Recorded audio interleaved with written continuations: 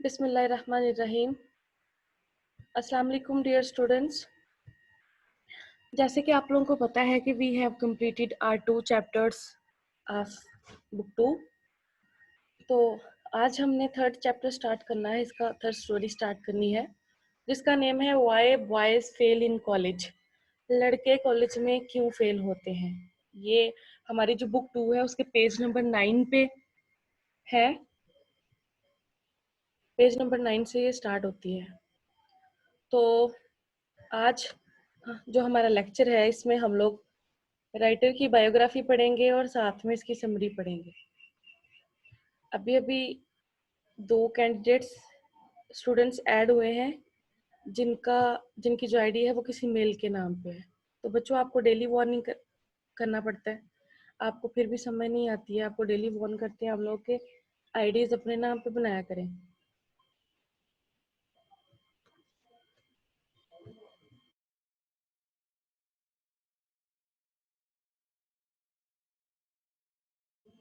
जी बच्चों, तो हम स्टार्ट करते हैं अपने राइटर से। पहले राइटर की बायोग्राफी देखते हैं। राइटर का नेम है हर्बर्ट एडविन हॉक्स, जिसको हर्बर्ट ई हॉक्स बोलते हैं। हाजी अब्दुल्ला। ये हाजी अब्दुल्ला कौन है? अपनी वीडियो ऑफ करें। एक तो ये मेल के नाम पे आईडी है, ऊपर से मैं रिमूव करने लगी हूँ भाई। जब तक आप अपनी आईडीज ठीक नहीं करोगे ना, आपको एक्सेप्ट ही नहीं करना अब मैंने। तो हमारे राइटर का नेम था हर्बर्ट एडविन हॉक्स, जो कि न्यूयॉर्क में पैदा हुआ था 1872 में, और डेथ इसकी हुई थी new Hampshire another state of America on December 4, 1943 में at the age of 83। 83 की एज में ये न्यू हैम्पशायर, जो कि अमेरिकन स्टेट है एक यूएस की, तो वहाँ पे ये 1943 में इसकी डेथ हुई। अब हम बाय प्रोफेशन देख लेते हैं ये क्या था। अमेरिकन मैथमेटिशियन था एंड एन एक्सपीरियंस्ड एजुकेटर। बच्चों, इसका जो बेसिक सब्जेक्ट, मेन सब्जेक्ट होता है ना, जैसे टीचर्स का अपने सब्जेक्ट में वो स्पेशलिस्ट होते हैं, तो ये किस में था स्पेशलिस्ट? ये मैथमेटिशियन, मैथ्स में। इसका जो बेसिक टच था वो मैथ में था। मैथ के सब्जेक्ट का स्पेशलिस्ट इसको कहा जाता था। तो फिर उसके बाद एक्सपीरियंस एजुकेटर, एजुकेट प्रमोट करने वाला, तरह तरह की एजुकेशन का नॉलेज रखने वाला, बहुत सारे वेरियस सब्जेक्ट्स के अबाउट इंफॉर्म करने वाला, ठीक है, और अच्छा प्रमोट करने वाला एजुकेशन को, उसको हम लोग एजुकेटर बोलते हैं। जो अगले बंदे को अच्छा प्रमोट करता हो और जो वेरियस टाइप्स ऑफ एजुकेशन की वेराइटीज रखता हो अपने पास। फिर इसको कहा जाता है कि फर्स्ट हैंड नॉलेज रखता था अपने पास बहुत सारी प्रॉब्लम्स का, और जो इसका एक्सपीरियंस ही बहुत था इस फील्ड में ना। हमारी ये जो स्टोरी है ना, why boys fail in college, ये रियलिटी पे बेस करती है। इसने अपनी लाइफ के एक्सपीरियंसेस को इकट्ठा करके ना, उनका क्रक्स लेके, जिसको हम लोग कहते हैं निचोड़, उसका निचोड़ लेके ये स्टोरी लिखी है। इसमें इसने बताया है कि लड़के कैसे फेल होते हैं, क्या रीजंस बनती हैं। ये दरअसल लड़कों के कॉलेज का डीन रह चुका है। मैक्सिमम 20 से 25 साल जो है ना, 25 साल तक इसने फेस किया है ये सब कुछ। तरह तरह के बच्चों के एडमिशन्स देखे हैं, वहाँ पे बच्चों की हैबिट्स देखी हैं कॉलेज में, उनको जांचा है, परखा है। फिर इस बात की इसके पास बहुत ज्यादा एक्सपीरियंस था। इसी वजह से इसको कहा जाता है कि first hand knowledge. First hand knowledge का मतलब है प्रॉपर नॉलेज रखता था बहुत सारी प्रॉब्लम्स के अबाउट, कैसे प्रॉब्लम्स आती हैं, फिर उनका हम लोग उनको फेस कैसे करते हैं, बच्चे जो स्टूडेंट्स हैं उन प्रॉब्लम्स को फेस कैसे करते हैं, फिर उनसे जो है ना वो उनको अप्रूव कैसे किया जा सकता है उन प्रॉब्लम्स को। ये professor of mathematics at Columbia University in 1910। इसने कोलंबिया यूनिवर्सिटी जो कि न्यूयॉर्क में है, आपको राइटर की पिक नजर आ रही है और नीचे कोलंबिया कॉलेज की पिक है, ठीक है। ये उसके एरा की पिक है। न्यू पिक्स भी थी, लेकिन मैंने आपको उसके एरा की पिक दिखानी थी कि जब वो वहां पे डीन था तो तब कैंपस कैसा था कॉलेज का। कोलंबिया यूनिवर्सिटी और कोलंबिया कॉलेज न्यूयॉर्क के बहुत फेमस ये यूनिवर्सिटी और कॉलेज है। पहले पोर्शंस अलग अलग थे, मतलब यूनिवर्सिटी अलग थी और कॉलेज पोर्शन अलग था। अब तो ये सारा ही यूनिवर्सिटी में कन्वर्ट हो चुका है और अभी तक ये है। और ये टॉप यूनिवर्सिटीज में से एक यूनिवर्सिटी है, कोलंबिया यूनिवर्सिटी ऑफ न्यूयॉर्क। ठीक है, वहां पे 1910 में ये क्या हुआ, प्रोफेसर डिक्लेयर हुआ मैथमेटिक्स का, मैथ का। मैंने जैसे कि आपको बताया कि इसका जो बेसिक सब्जेक्ट है जिसमें ये स्पेशलिस्ट था वो मैथ है, और इसमें मैथ पे वेरियस बुक्स भी लिखी हैं, वो हम आगे देखते हैं। फिर उसके बाद डीन ऑफ कोलंबिया कॉलेज 1910 से लेके 1918 तक ये यूनिवर्सिटी में प्रोफेसर रहा, मैथ पढ़ाता रहा। फिर उसके बाद 1918 में इसको कोलंबिया कॉलेज का डीन डिक्लेयर कर दिया गया। ठीक है, इसको डीन बना दिया गया। फिर ये अपनी डेथ तक, टिल डेथ 1943 तक एज अ डीन सर्विस करता रहा वहां पे। अब आपके माइंड्स में क्वेश्चन रेज हुआ होगा कि ये डीन क्या है, तो let me clear you that American western country में, बच्चों वेस्टर्न कंट्रीज में क्या होता है, यूनिवर्सिटी और कॉलेजेस में डीन्स होते हैं। जैसे हमारे इधर एमडी होते हैं ना, मैनेजमेंट डायरेक्टर्स। आप लोग उर्दू में इसको सिंपल आपको समझाने के लिए बता दूं कि आप इसको किसी इंस्टीट्यूशन का सदर बोल सकते हैं, ठीक है, या फिर इसको अफसर आला, सबसे बड़ा ऑफिसर होता है। अब तो जैसे कि पाकिस्तान हर चीज में कॉपी करता है वेस्टर्न कंट्रीज की, तो पाकिस्तान की यूनिवर्सिटीज में भी डीन होता है। ठीक है, जो सब कुछ मैनेज करता है, जिसके अंडर सारा अमला होता है, जिसके अंडर सब कुछ होता है। तो जिसके अंदर अंडर वीसी वाइस चांसलर होते हैं, ये प्रिंसिपल वगैरह होते हैं, सारे हेड ऑफ डिपार्टमेंट्स होते हैं जिसके अंडर। तो डीन उसको बोलते हैं जो सबसे बड़ा ऑफिसर हो कॉलेज का, जो जिसके अंडर बाकी ऑफिसर्स हों। जैसे डिपार्टमेंट्स के हेड होते हैं ना, इंग्लिश डिपार्टमेंट का हेड हो गया, मैथ डिपार्टमेंट का हेड हो गया, जिसकी अपनी अपनी वो अपने अपने काम करते हैं वहां पे। तो ये डीन था, इसके अंडर पूरा कॉलेज था।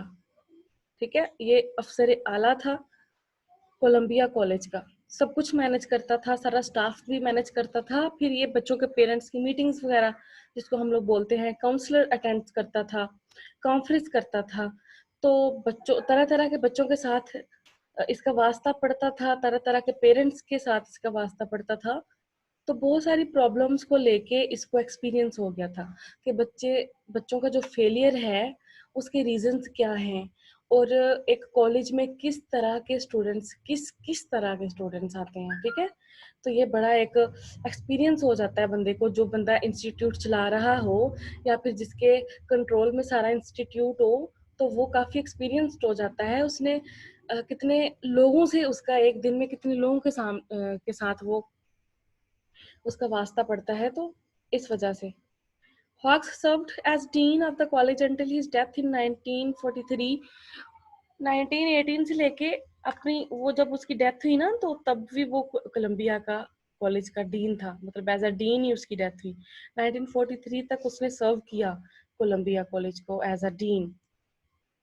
फिर उसको टाइटल दिया गया the dean of American college deans, मतलब अमेरिका के जो जितने भी कॉलेजेस हैं, उन कॉलेजेस के जो डीन होते हैं, ये उनका भी डीन है। आप लोगों ने इस तरह से फर्स्ट ईयर में पोएम पढ़ी होगी। पोएम नंबर 8 है, नाम है ओजीमैंडियस।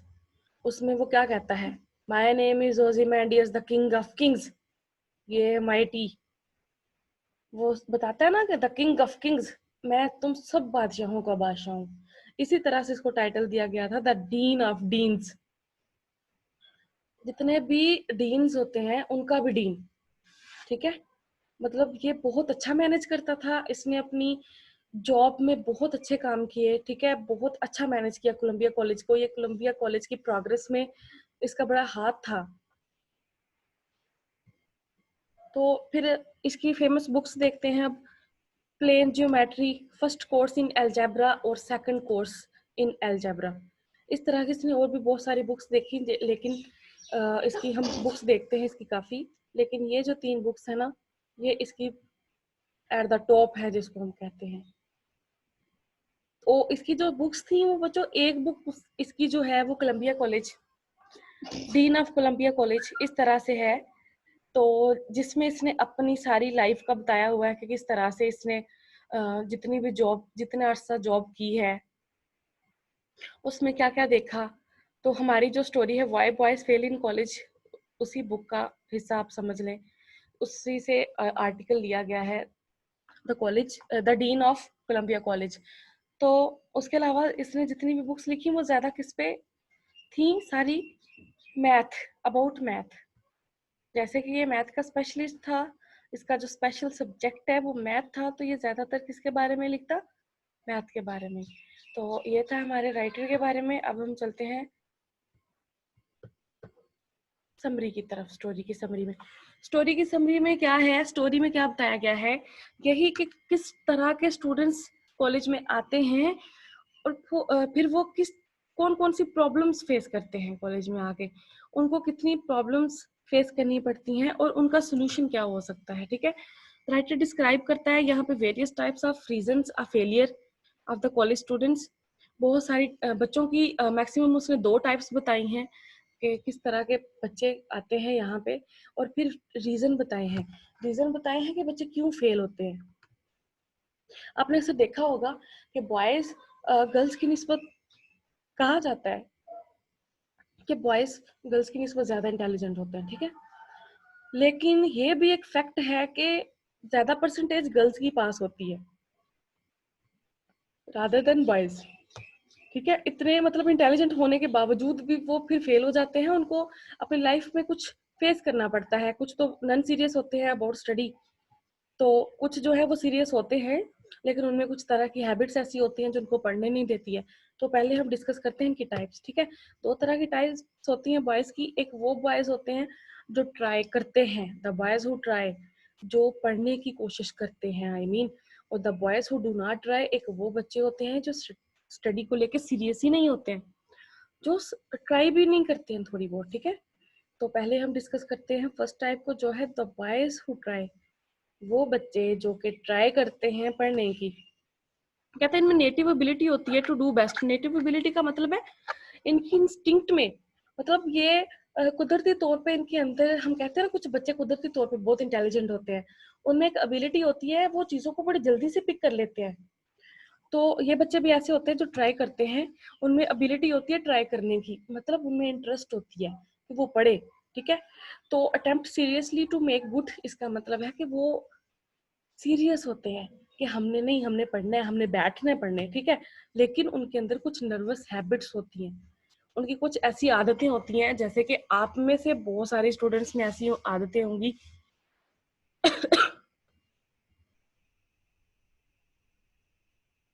जैसे क्या होता है, आप लोग पढ़ने बैठते हो, आपने जैसे आपने बुक्स वगैरह रख ली हैं, आप पढ़ने बैठे हो, तो आपको याद आएगा कि आपकी पेंसिल जो है ना वो शार्प करने वाली है। ठीक है, तो फिर आपको याद आएगा कि आपकी तो ओहो, आपके तो पॉइंटर सही नहीं चलते हैं, उनको ठीक करने वाला है। ठीक है, आपकी तो पेन में इंक नहीं है, इंक भरने वाली है, तो आप क्या करते हो, उन कामों में लग जाते हो। आप पेंसिल शार्प करते हो एक, फिर आपको याद आता है कि आपके पास बहुत सारी पेंसिल्स हैं ये शार्प करने वाली हैं, आप वो सारी निकाल के बैठ जाते हो उनको शार्प करने के लिए। फिर आपको याद आता है आपकी बुक का कवर ठीक नहीं है, ये फटा हुआ है, तो इसको क्यों ना पहले कवर कर लिया जाए, आप उसको कवर करने बैठ जाते हो। आप में कुछ ऐसी हैबिट्स होती हैं कि आप, मतलब जो स्टूडेंट्स हैं वो टिक के नहीं बैठ सकते पढ़ने एक जगह पे। Do not sit at a desk constantly, वो ऐसे बच्चे होते हैं, ऐसे बॉयज जो डेस्क पे कॉन्स्टेंटली नहीं बैठ सकते हैं, मतलब उनको कोई चीज फोर्स करती है ना, ये काम कर लेते हैं, ओ पहले नहीं, पहले अब ये काम कर लेते हैं फिर स्टडी कर लेते हैं, हाँ पहले अब ये कर लेना चाहिए, बैग गंदा हो गया, बैग धो लेना चाहिए पहले।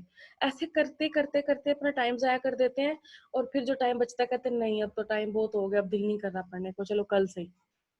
ठीक है, आप लोग ट्राई करते हो, लेकिन इसके बावजूद भी कुछ आप में हैबिट्स ऐसी होती हैं जिनकी वजह से आप पढ़ नहीं पाते हो, आपकी कुछ आदतें ऐसी होती हैं। तो फिर राइटर कहता है कि ऐसी आदतों को बच्चे खुद ही खत्म कर सकते हैं, हम इस मामले में बच्चों को नहीं गाइड कर सकते, हम जस्ट उनको कह सकते हैं कि भाई आप ऐसे ना करो। अदरवाइज बच्चों को अगर हम कॉन्स्टेंटली एक डेस्क पे बैठने पे मजबूर करें तो ये इम्पॉसिबल है।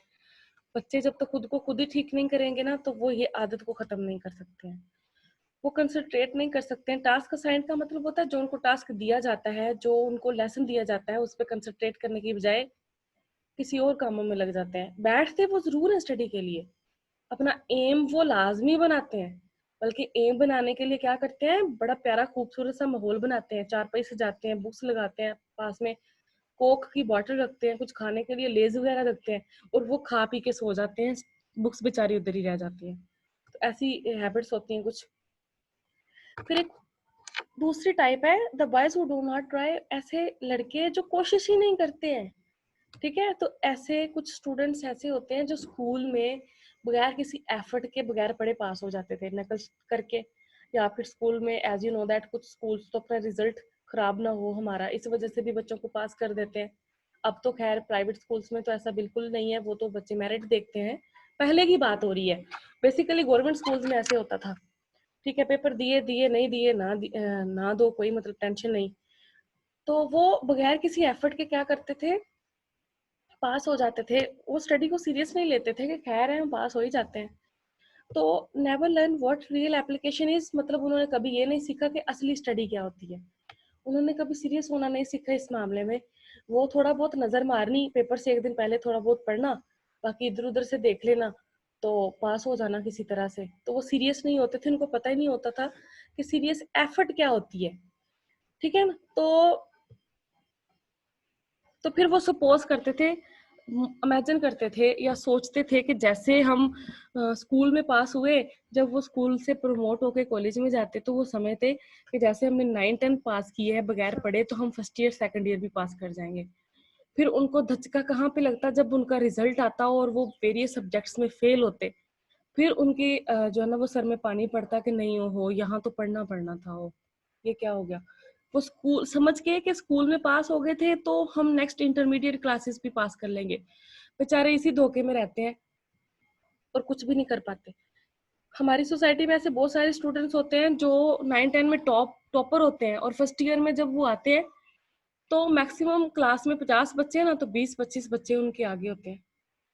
वो उन्होंने वहां पे उनकी लक चल गई या कैसे कैसे पास हो गए, लेकिन इंटरमीडिएट में फर्स्ट ईयर में आके कंपटीशन बहुत ज्यादा सख्त हो जाता है, तरह तरह के इंस्टीट्यूशंस के टॉपर्स आए होते हैं, तो फिर उनमें मुकाबला होता है, जिस वजह से फिर बंदे को बहुत सीरियस होना पड़ता है। फिर इसी तरह से वो फेल हो जाते हैं। अब हम रीजंस देखते हैं, कुछ ऐसे रीजंस, डीन था ना कॉलेज का हमारा जो राइटर है, तो उसने कुछ रीजंस बताए हैं जो उसने खुद देखे बच्चों में, जिसकी वजह से बच्चे फेल होते थे। तो वो अपना एक्सपीरियंस हमसे शेयर करने जा रहा है। तो पहला जो हम रीजन पढ़ेंगे वो है मिस्टेकन एम्बिशन। मिस्टेकन एम्बिशन का मतलब होता है बच्चों, आप कुछ और सोच रहे होते हैं और आपके पेरेंट्स आपके बारे में कुछ और सोच रहे होते हैं। आपके पेरेंट्स का होता है कि हमारा बच्चा या तो इंजीनियर बने या डॉक्टर बने, आप पेंटर बनना चाहते हैं, राइटर बनना चाहते हैं, टीचर बनना चाहते हैं। तो डिफरेंस आ गया ना। अब आप पे एक प्रेशर आ जाता है और आप उस प्रेशर में आके जो पेरेंट्स की वजह से जो एम्बिशन चूज करते हैं, जो अपने फ्यूचर के लिए रास्ता चूज करते हैं, उसको हम मिस्टेकन एम्बिशन बोलते हैं। जिसमें आपका अपना कोई रद्द अमल ना हो, आपकी अपनी कोई इंटरेस्ट ना हो, आप उन सब्जेक्ट्स को बिल्कुल लाइक नहीं करते हो, लेकिन आपके पेरेंट्स कहते हैं नहीं बनना है तो डॉक्टर ही बनना है, नहीं तो घर से दफा हो जाओ, बनना है तो इंजीनियर ही बनना है। एग्जाम्पल देते हैं, फलां का बच्चा देखो इंजीनियर बन गया, इतना कमाता है, फलां का बच्चा डॉक्टर बन गया। आपका वो टच नहीं है, लेकिन फोर्सफुली आपके जो बड़े बहन भाई हैं या बेसिकली आपके पेरेंट्स फोर्सफुली आपको इंजीनियरिंग यूनिवर्सिटी में एडमिशन ले दें, मेडिकल की यूनिवर्सिटी में एडमिशन ले दे, तो वो हमारी नजर में उसको क्या बोलते हैं, मिस्टेकन एम्बिशन। मतलब ऐसा रास्ता जिसमें बच्चों का अपना कोई रद्द अमल ना हो। ठीक है ना। बच्चों की अब इंटरेस्ट नहीं होती है, लेकिन जो बॉयज हैं वो दूसरे सब्जेक्ट्स में इंटरेस्ट लेते हैं, तो आप क्या करते हो, आप रेबल हो जाते हो, बागी हो जाते हो। आप ना तो अपने पसंद के सब्जेक्ट्स पढ़ पाते हो, और ना ही आपको अब इंजीनियरिंग या मेडिकल में इंटरेस्ट है, तो आप उनको भी अच्छे से सीरियस होकर अटेम्प्ट नहीं करते हो। हर वक्त प्रेशर में रहते हो, हर वक्त प्रेशर फील करते हो, नर्वस रहते हो, तो आपको वो बहुत टफ लगेगा। बच्चे एक बात याद रखना, जिस काम में आपकी इंटरेस्ट नहीं होती ना, या जिस अगर आप जॉबियन हैं तो आपकी जॉब में आपकी इंटरेस्ट नहीं है, आप मजबूरी से जॉब कर रहे हैं, तो आपको वो बहुत टफ लगेगी। अगर आप कोई सब्जेक्ट पढ़ रहे हैं, मेडिकल के स्टूडेंट है, मैथ के स्टूडेंट है, और आपको फोर्सफुली वो सब्जेक्ट्स लिखवाए गए हैं, तो आपको वो सब्जेक्ट बहुत टफ लगेगा, ठीक है। तो बच्चों को फिर वो सब्जेक्ट्स टफ लगते हैं, वो इंटरेस्ट नहीं लेते हैं, तो वो फिर फेल हो जाते हैं, नर्वस होते हैं ना।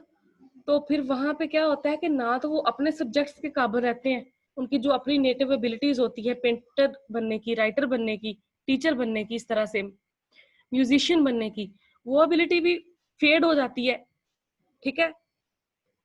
वो एबिलिटी भी वैसे ही बरकरार नहीं रहती जैसे पहले थी, और जो आपने नेक्स्ट अपने पेरेंट्स के कहने पे सब्जेक्ट्स चूज किए, आप उनके काबिल भी नहीं रहते हैं। तो फिर एंड पे क्या होता है, धोबी का कुत्ता, ना घर का ना घाट का। फिर रिक्शा ले दो इसको, रिक्शा चलाएगा, बाइक्स ठीक करने वाली शॉप पे डाल दो इसको, ये कारोबार शुरू कर दो, जूतों की दुकान डाल दो। एट द एंड फिर कुछ बच्चों के साथ ऐसा होता है, स्पेशली बॉयज के साथ। फिर कहता है कि राइटर, हमारा जो डीन है, वो कहता है कि ऐसा नहीं होना चाहिए। राइटर कहता है, मैं अपनी बेसिक लाइफ में बहुत सारे पेरेंट्स को ऐसे मिलता था जिनको मैं समझाता था कि आप अपने बच्चों को क्यों फोर्स करते हैं, वो फेल हो जाते हैं। पेरेंट्स को ऐसा नहीं करना चाहिए, ये बच्चों का फ्यूचर है, बच्चों ने खुद डिसाइड करना है कि वो क्या बनेंगे। जाहिर है हर बच्चे का टच एक जैसा नहीं होता। अब आप में बहुत सारे स्टूडेंट्स ऐसी हैं जो मैथ की भी हैं, बायो की भी हैं।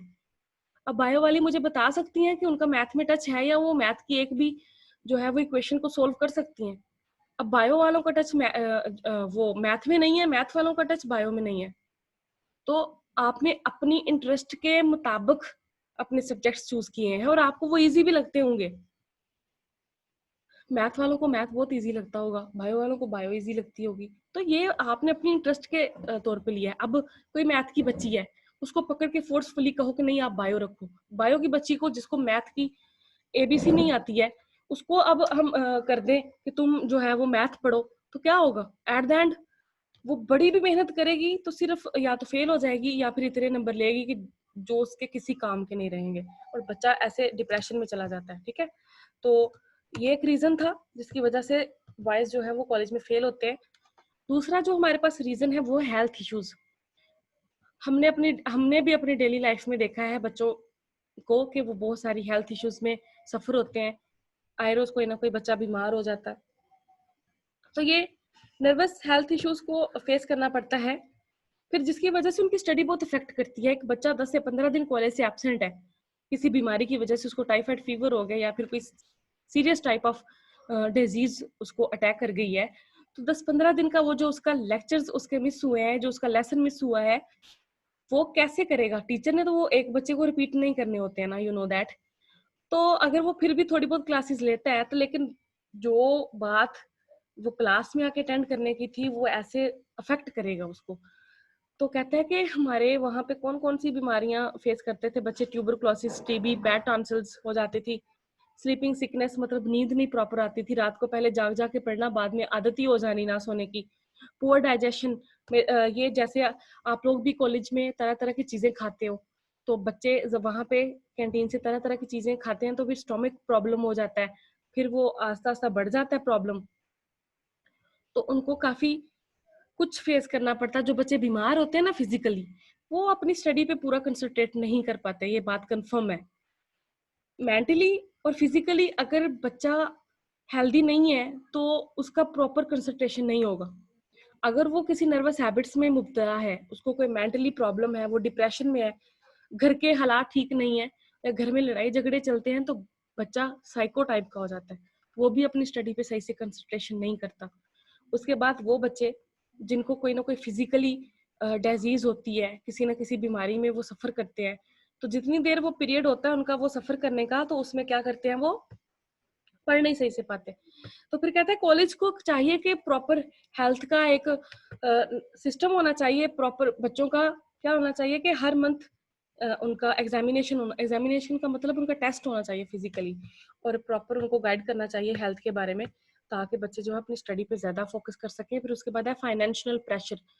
फाइनेंशियल प्रेशर, कुछ बच्चे बहुत ही अच्छे होते हैं पढ़ने में, लेकिन उनके पास इतनी फाइनेंस नहीं होती, वो फाइनेंशियली क्या होते हैं, पुअर होते हैं, उनके पास इतने एक्सपेंसेस नहीं होते कि वो अपने एक्सपेंसेस को बियर कर सकें, ठीक है।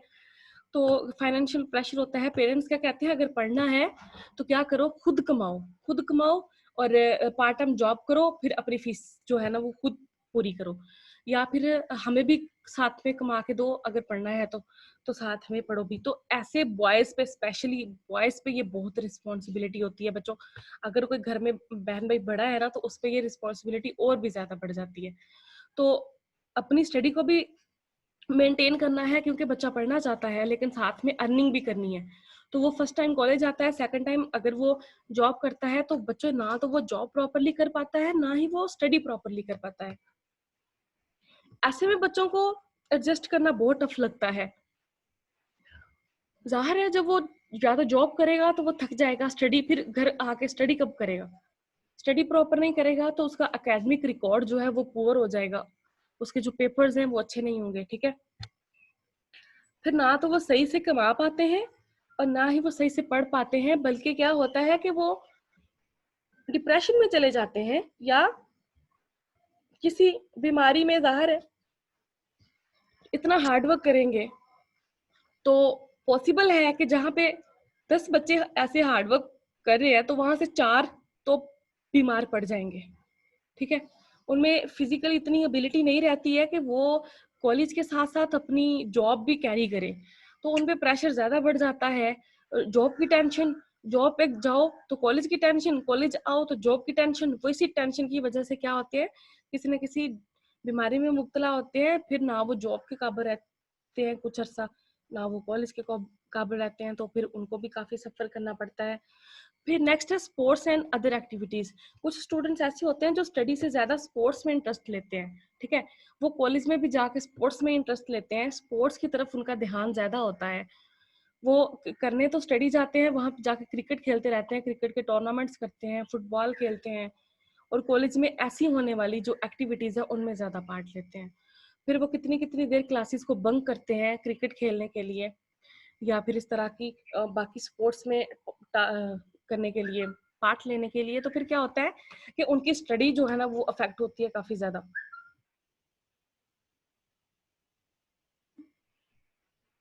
तो क्या होता है फिर वहां पे कि स्टूडेंट्स स्पोर्ट्स में ज्यादा पार्ट लेते हैं, घर आके भी वो अपने फेलोज के साथ खेलते रहती हैं, तो उनकी स्टडी बहुत अफेक्ट कर जाती है। उनकी स्टडी इफेक्ट कर जाती है जब वो, जाहिर है, खेलों की तरफ ज्यादा फोकस करेंगे, स्टडी की तरफ कम फोकस करेंगे, तो क्या होगा? स्टडी में तो पीछे रहेंगे ना। खेलों में टॉप कर लिया है लेकिन स्टडी का क्या होगा? तो फिर क्या कहते हैं, डीन हमारा जो है ना वो पता क्या कहता है, कहता है कि ऐसे में जो स्पोर्ट्स है ना वो बच्चों का वे ब्लॉक करती है स्टडी का। स्पोर्ट्स खेलने स्टडी के आड़े आ जाती हैं। तो ऐसे में क्या करना चाहिए कि ऐसे जो स्टूडेंट्स हैं जो बहुत ज्यादा इंटरेस्ट लेते हैं स्पोर्ट्स में, तो वो स्टडी छोड़ दें और स्पोर्ट्स में प्रोफेशनल हो जाए, मतलब स्पोर्ट्स को ही अपना फ्यूचर बना लें। फिर वो एक हद तक स्टडी करें, फिर क्या करें, क्रिकेटर बन जाएं, फुटबॉलर बन जाएं, हॉकी की टीम ज्वाइन कर लें नेशनल इंटरनेशनल लेवल पे। तो फिर कहता है उनको स्टडी छोड़ देनी चाहिए। वो फिर ऐसा ना हो कि ना वो स्टडी के काबिल रहे, ना वो स्पोर्ट्स के काबिल रहे।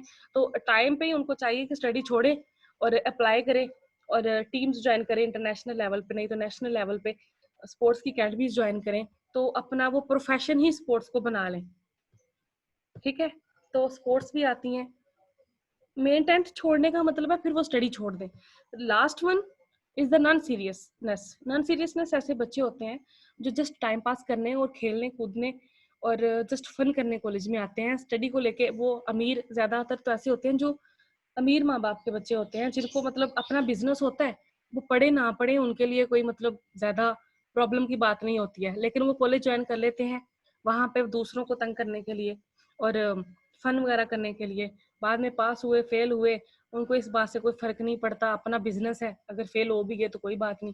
बहुत सारे बच्चे ऐसे होते हैं, ठीक है, जो जस्ट फन के लिए ज्वाइन करते हैं। वो अपनी लाइफ को लेकर नॉन सीरियस होते हैं क्योंकि उनके बाप फोर फादर्स के पास इतना पैसा होता है कि वो मतलब उनको सीरियस होने की क्या जरूरत है, कॉलेज में जाके क्या करना है सीरियस होके, अपना बिजनेस है कर लेंगे।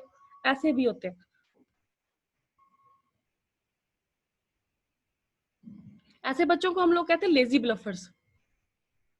लेजी ब्लफर्स मतलब सुस्त किस्म के ये ब्लफर्स, जिसको हम बदमाश टाइप के लड़के कहते हैं, इस तरह के जो सिर्फ फन वगैरह करने आते हैं, दूसरों की टांग खींचने आते हैं, उनका स्टडी से कोई कंसर्न नहीं होता इतना ज़्यादा। कहता है ऐसे स्टूडेंट्स को भी सीरियस होना चाहिए। वक़्त एक जैसा नहीं रहता है। आज उनका अपना बिज़नेस है, ऐसा सोचते हैं कि अब वो कॉलेज जाके नहीं पढ़ेंगे, तो चल जाएगा काम। कल को हो सकता है उनके पास कुछ भी ना रहे, तो फिर स्टडी एक आपकी तालीम एक ऐसी चीज़ होती है जो आपसे कोई नहीं छीन सकता, ठीक है? तो फिर कंक्लूजन देखते हैं कि कॉलेज डीन जो है ना, वो must help the students to see life steadily. College का जो डीन होता है ना, कहता है ये सारी प्रॉब्लम्स एक डीन देखता है। और इस डीन ने देखी है, ये जो हमारा राइटर है ना, ई हॉक्स, इसने ये अपने जॉब के टाइम में ये सारी प्रॉब्लम्स बच्चों की देखी हैं, उनको सॉल्व करने की ट्राई भी की है। जब हम स्टोरी पढ़ेंगे ना, तो मैं आपको बताऊंगी कि वो कैसे पेरेंट्स को करता था, कैसे पेरेंट्स को इस लाइन पे लेके आता था कि वो बच्चों को समझे। तो कहता है कॉलेज के डीन का ये होता है कि कॉलेज का डीन जो है वो बच्चों की हेल्प करे। ये ना हो कि वो ओहदेदार है, अफसर आला है, तो अपने ऑफिस में कैबिन में बैठा रहे और बाकियों को लीड करता रहे। कि मैनेजमेंट के जो बाकी टीचर्स हैं वो देखें बच्चों को, खुद का उसका कोई कंसर्न ना हो। बेसिकली होता भी ऐसे ही है, बहुत ही कम ऐसे होता है कि डीन्स या फिर जो एमडीज होते हैं वो खुद इन्वॉल्व हों। उन्होंने आगे रखे होते हैं ना, अपना पूरा अमला रखा होता है कि वही मैनेज करें, वो बस उनसे रिपोर्ट लेते हैं, आपने क्या किया, आपने आज क्या किया, वो बच्चों की तरफ कम देखते हैं। तो हमारा जो राइटर डीन था ना, ये बच्चों में ज्यादा इंटरेस्ट लेता था, ये खुद बच्चों को मैनेज करता था, ठीक है? तो अगर एक डीन इस तरह के फेलियर्स को कम करने में कामयाब होता है ना, तो मतलब उसने अपनी जॉब बहुत बेस्ट की है। तो ये थी हमारी समरी। मैं अब आपको